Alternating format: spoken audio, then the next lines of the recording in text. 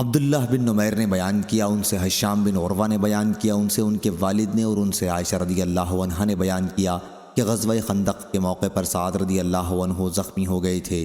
قریش کے ایک کافر شخص حبان بن عرقہ نامی نے ان پر تیر چلایا تھا اور وہ ان کے بازو کی رگ میں آ کے لگا تھا۔ نبی کریم صلی اللہ علیہ وسلم نے ان کے لیے مسجد میں ایک ڈیرا لگا دیا تھا تاکہ قریب سے ان کی عیادت کرتے رہیں۔ پھر جب آپ غزوہ خندق سے واپس ہوئے اور ہتھیار رکھ کر غسل کیا تو جبریل علیہ السلام آپ کے پاس آئے۔ وہ اپنے سر سے غبار جھاڑ رہے تھے۔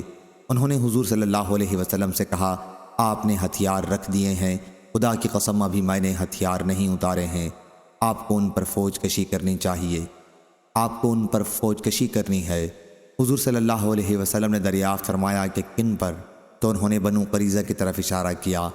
حضرت صلی اللہ علیہ وسلم بنو قریظہ تک پہنچے اور انہوں نے اسلامی لشکر کے 15 دن کے سخت محاصرے کے بعد سعد بن معاذ رضی اللہ عنہ کو ثالث مان کر ہتھیار ڈال دیے۔ حضور صلی اللہ علیہ وسلم نے سعد رضی اللہ عنہ کو فیصلے کا اختیار دیا۔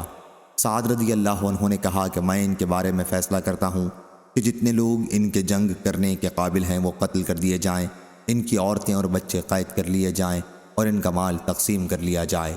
ہشام نے بیان کیا کہ پھر مجھے میرے والد نے عائشہ رضی اللہ عنہا سے خبر دی کہ سعد رضی اللہ عنہ نے یہ دعا کی تھی، اے اللہ، تو خوب جانتا ہے کہ اس سے زیادہ مجھے کوئی چیز عزیز نہیں کہ میں تیرے راستے میں اس قوم سے جہاد کروں جس نے تیرے رسول صلی اللہ علیہ وسلم کو جھٹلایا اور انہیں ان کے وطن سے نکالا، لیکن اب ایسا معلوم ہوتا ہے کہ تو نے ہماری اور ان کی لڑائی اب ختم کر دی ہے، لیکن اگر قریش سے ہماری لڑائی کا کوئی بھی سلسلہ ابھی باقی ہو تو مجھے اس کے لیے زندہ رکھے یہاں تک کہ میں تیرے راستے میں ان سے جہاد کروں، اور اگر لڑائی کے سلسلے کو تو نے ختم ہی کر دیا ہے تو میرے زخموں کو پھر سے ہرا کر دے اور اسی میں میری موت واقع کر دے۔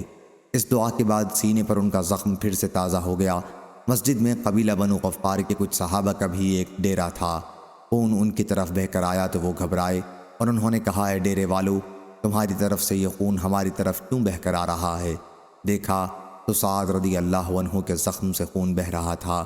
ان کی وفات اسی میں ہوئی۔ صحیح بخاری حدیث نمبر 4122۔